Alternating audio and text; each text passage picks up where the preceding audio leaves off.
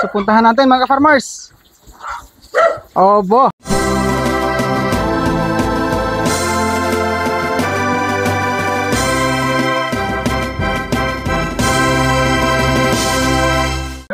Ayan. Oy, wag kang kumain ng bato.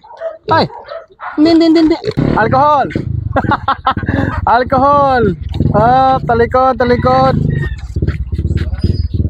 Magandang hapon sa ating lahat, ano? Ito po, dalawang biik po ang bibilhin ni Sir John Paul. So, kiko sa Pigrolac na feeds po, ano? Pigrolac brand na feeds. So, dito, nagpa-reserve sa akin, nakiusap po na, sabi niya, Boss Dudong, bigyan mo nun ako ng dalawang biik. Sabi ko, wag naman ibigay, bilhin mo sa akin kasi mahal.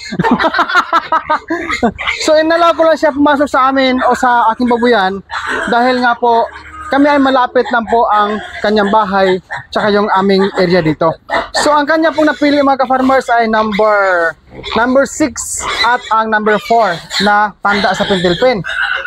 O ito guys, pasensya na ha, yung sako ni Dodong, ito yung Pigrolac na gamit ko. Yan. So medyo madungis, ay talagang madungis pala, hindi medyo kasi nga hindi ko nalabahan. Nung umulan kasi guys, naglinis ako sa aking babuyan, general cleaning, nagkaroon ng dumi, no? So ito ay gagamitin ko na lang. Parang nasubrahan yata ang pagbutas, sir, no?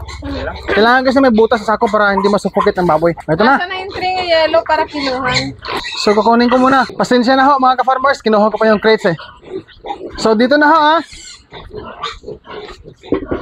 Pakita natin ang ano, pag-tear natin sa kiluhan.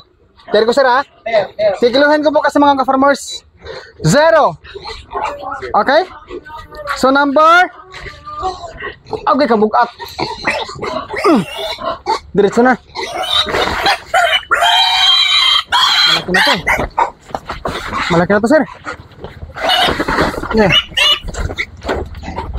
Okay. Yan.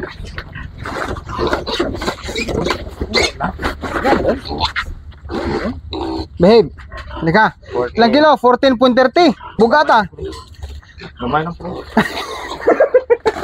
So dito mga ka-farmers, minimum po of 10 kilos by the weight po for 5. Add 100 per 1 kilo na sobra sa 10 kilos. Okay, isa pa. Number 6. Number 6, asa na?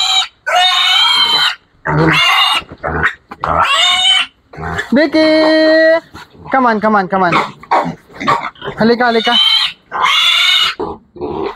Ayaw mo ha? Feeds. Feeds ang katapat mga ka-farmers. Okay, asa na? Madali.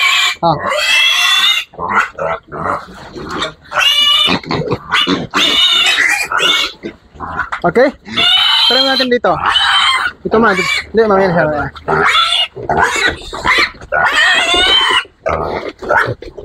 Ilang kilo? 12.20? 12.10 kilos. Yan. Okay. Tama ba tayo? Number 6. Guys, ang lulusog ng mga baboy nito itong biliran, guys. Pura biyag lang. Oy. Sir.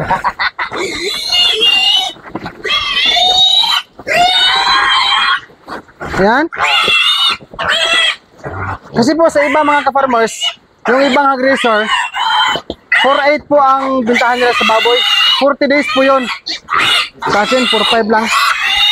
Ata, let's go. Off natin. Okay, ito na po. Sige, bugusan, sir. Taptan ko lang.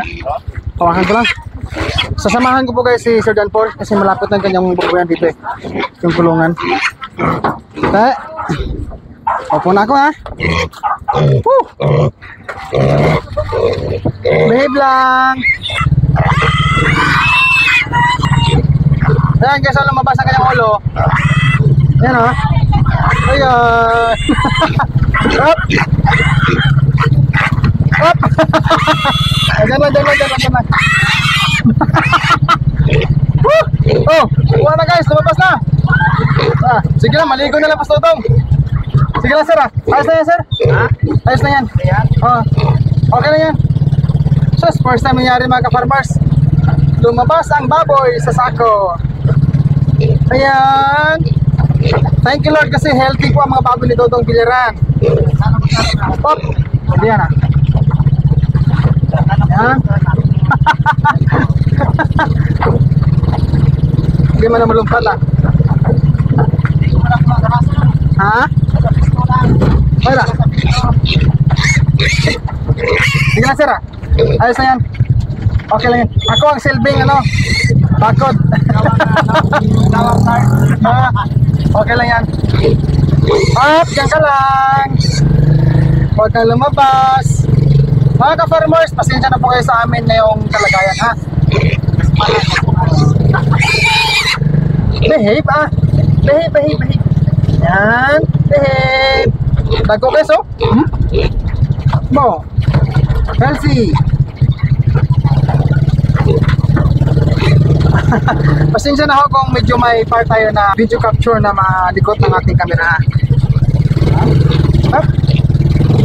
Sige lang. Abo. Dikit. Oo, nakakaligan. Dito kasi guys, si Sergeant Paul po. Meron siyang inupahan yata na ano? Baboyan? Ikaw nagpupan sir? Okay. So inupahan niya yung baboyan, backyard lang din, para alagaan niya po ng baboy. Ang tagay so malaki oh. Nan. Ha? Abo. Ay. Yan lang ah. Huwag lumabas ah. Nanibago lang po sila mga ka-farmers. Nanibago lang. Napili mo yung malaki sir ah. Napili mo yung malaki. Actually ano eh, konti lang diferensya nila. Yung mga bunso doon. Konti lang diferensya. Obo. Kawawa naman itong baboy. Okay, so guys, manawag ta ha. Di, pasuyo sir, medyo nahirapan ako eh. Ikaw na. Yan, di, ang ano lang. Ang baboy lang sa'yo. Okay.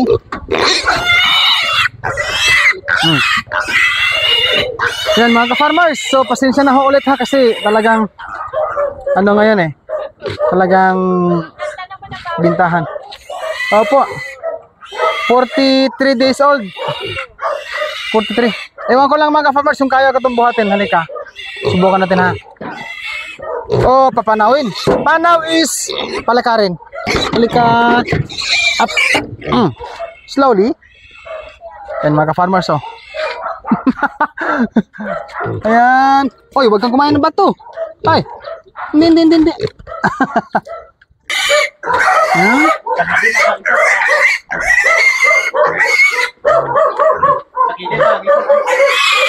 Ha? Guys, malawag ito. Maraming aso. Pupuntahan natin mga ka-farmers. Obo. Ito yung kay Ma'am Jangjang? Oo. Jam. Kay Boss Jam. Maliit ang diferensya. Ito yung binili mo na 14 kilos? O 13? 13 kilos? Hindi lang pala magkalayo ang kanilang size, no? Oo. Sana mas matanda? Yung kay Jangjang? Oo. Baboy. Mga ka-farmers, yung sinasabi kong Jangjang, siya po isa nating ka-aggressor din. Dito po sa amin lang ha. So, 1 day lang yata agwat, no? 3 days. Mas matanda yung baboy niya ng 3 days sa baboy ko. Oh, yan oh. Healthy. Hindi maganda pa lang kulungan ah. May bintana mga ka-farmers. May bintana, pasungan. So, 1, 2, 3, 4, 5, 6. Ano to? Pre-starter? O starter na? Pre-starter. Pigulak? Pigulak. Ayan. Siyempre, pigulak.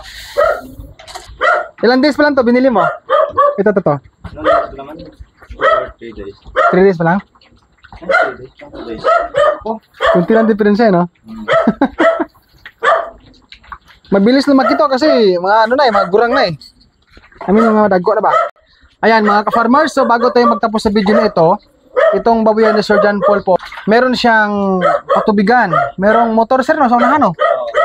Water pump, no? Ayan, no?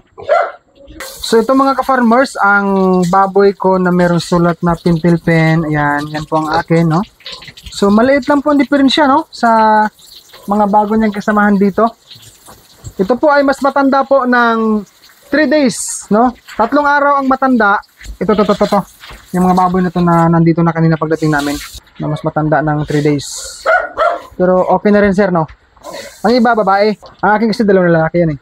Ang King's Vita Plus Animal Feed Supplement mabibili po sa Agribit Stores nationwide. Kung hindi ito available sa inyong lugar, maaari po kayo mag-direct order sa Shopee sa KBM Agribit Lines. Pwede rin sa Facebook page ng King's Vita Plus Animal Feed Supplement. Link nila ay nasa description. O pwede po kayo mag-text o tumawag sa kanilang cellphone number 0917-795-0220. Available po ang COD or cash on delivery. So mga ka-farmers, pauwi na po kami ni Sir John Paul. Nahatid na po namin ang kanya pong biniling baboy sa akin. Thank you po sa inyong pagpanood sa video na ito. Subscribe and hit the bell ring for more upload. God bless po sa ating lahat. And peace out everyone.